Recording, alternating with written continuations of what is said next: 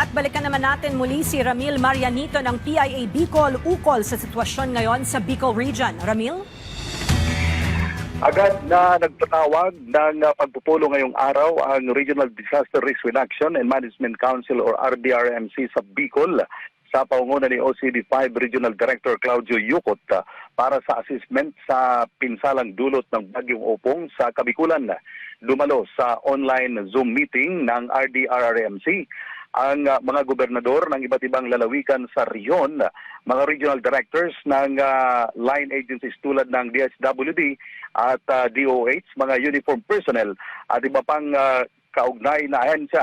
Isa sa mga tinutukan ang sitwasyon sa lalawigan ng Masbate kung saan si Governor Ricardo Richard Co mismo ang nagbigay ng post-opong briefing hinggil sa lawak ng pinsalang iniwan ng bagyo.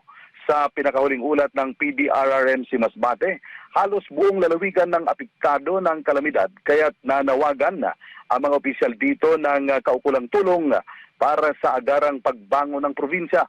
Sa kasalukuyan wala pang supply ng kuryente ang buong Masbate at maraming kalsada ang hindi madaanan dahilan upang manatiling isolated ang ibang lugar. Samantala, naghatid na rin ang DSWD Bicol ng 5 truck na may lamang mahigit sa 10,000 family food bags bilang dagdag sa mga naunang nakaposisyon bago pa man tumama ang bagyong Opong. Nagpadala rin ng karagdagang health at medical teams ang DOH Bicol upang makatulong sa mga evacuees lalo na ang mga lubhang nasalanta. Kasabay nito nag-deploy na rin ang OCD5 ng dagdag na uniform personnel upang mas mapabilis ang clearing operations lalo na sa Masbate City, Palanas at Katayngan na lubhang napinsala.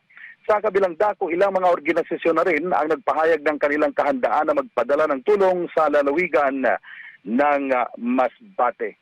Mula sa Bicol Region para sa Integrated State Media, Ramil Marianito ng Philippine Information Agency.